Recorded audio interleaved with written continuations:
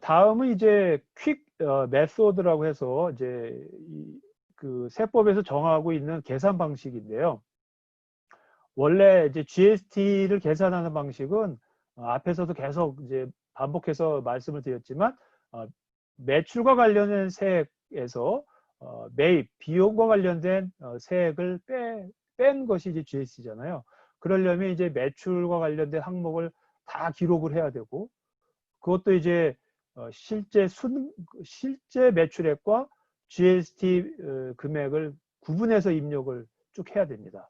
그리고 비용이나 자산도 마찬가지로 원래 내가 지급하려고 했던 비용 및 자산 금액하고 그다음에 GST 금액도 다 구분해서 기록을 해놔야 합니다. 그래야 나중에 결산을 할 때 그 구분 기록된 것들을 모아서 최종적으로 금액 산출이 나오거든요.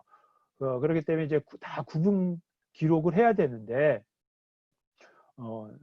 사실은 그 구분 기록하는 게 매우 번거로운 작업일 수도 있죠. 왜냐하면 모든 이제 영수증이라든지 인보이스에 나와 있는 그 세금을 다 찾아가지고 구분해서 이제 기록을 해야 되니까 사실은 뭐 그렇게 쉬운 일은 아닙니다. 좀 번거로운 일일 수가 있겠죠.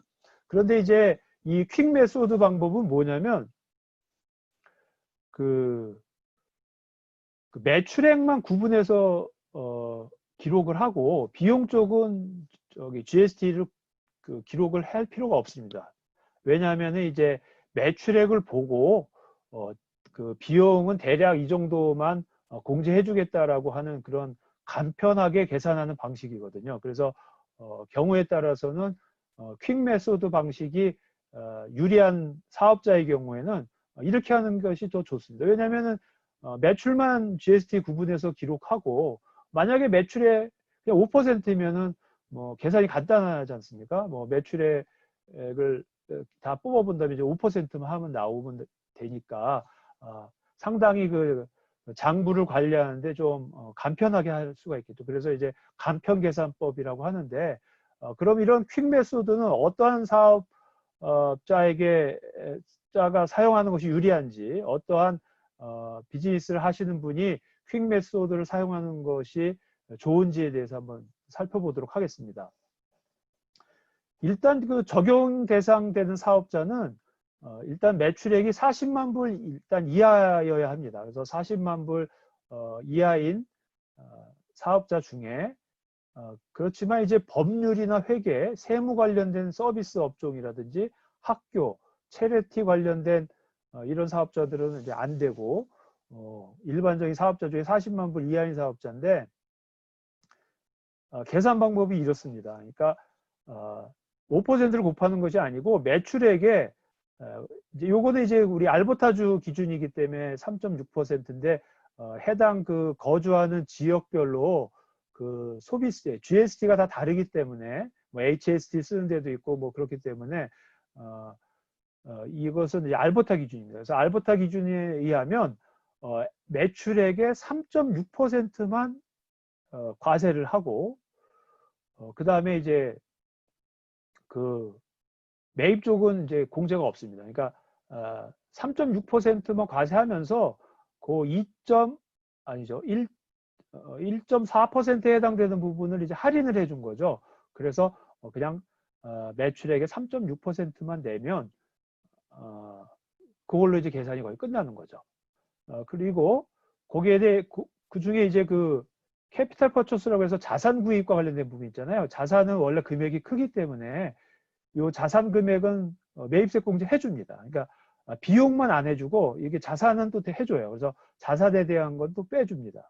그리고 처음 3만 불에 대해서는 1%의 크레딧을 줍니다. 그래서 실질적인 일반적인 GST 계산보다는 간편한데 여기서 좀 잘 보셔야 될 게 뭐냐면 그 매출액의 3.6%는 과세를 하고 있잖아요. 그렇기 때문에 이것을 거꾸로 생각해 보면 비용을 1.4%를 해준다는 것은 5% 중에 1.4%는 무슨 말이냐면 28% 정도의 비용을 인정해 준다는 거예요. 그러니까 100% 중에 28%만 비용 처리된다라고 보는 거라 그리 높은 건 아닙니다. 그래서 사실 만약에 비용으로 받는 매입세 공제율이 뭐 50%, 60%, 70%도 될 수 있거든요.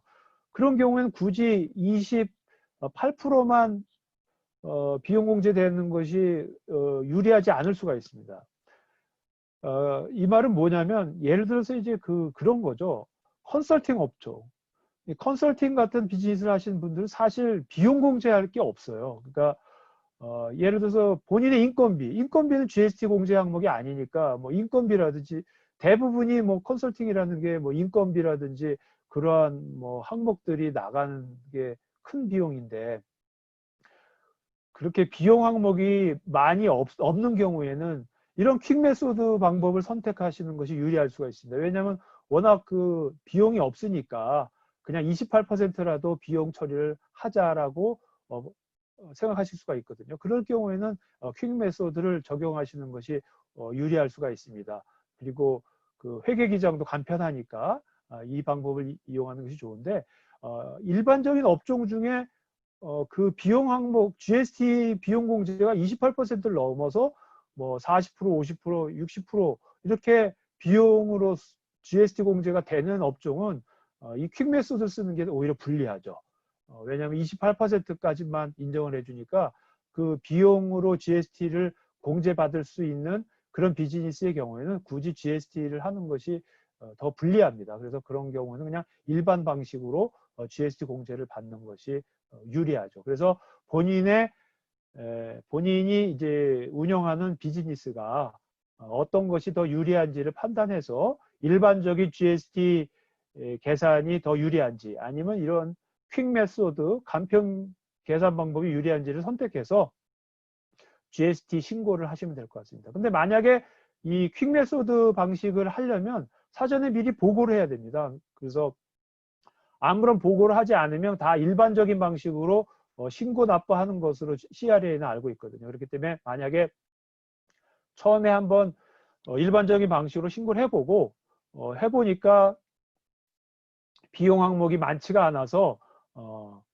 그 간편 방법, 그러니까 퀵 메소드 방법이 오히려 나에게 유리하겠다. 그러면 그 다음 연도에 퀵 메소드로 신고하겠다라는 그런 것을 사전에 이제 등록을 해 놓아야 됩니다. 그걸 또 일렉션이라고 하는데 그렇게 되면 그 다음 연도에는 퀵 메소드를 할 수가 있죠. 그렇지만 한번 결정을 하면 1년간은 무조건 그 방법을 따라야 됩니다. 중간에 바꿀 수가 없어요. 그래서 또 이걸 했더니 그냥 일반으로 하는 게 또 유리한 것 같다 그러면 그 다음 년도에 또 일반으로 바꿀 수가 있습니다. 그거는 미리미리 그 전년도에 결산이 끝나기 전에 이제 끝나면 이제 바로 이제 바꾸셔야 되겠습니다. 그러면 방식을 바꿔서 할 수 있는데 결산이 끝나지 않고 그 중간에는 바꿀 수가 없어요. 그래서 1년 동안은 무조건 신고한 방식, 그 일렉션한 방식에 따라서 신고 납부를 하셔야 됩니다.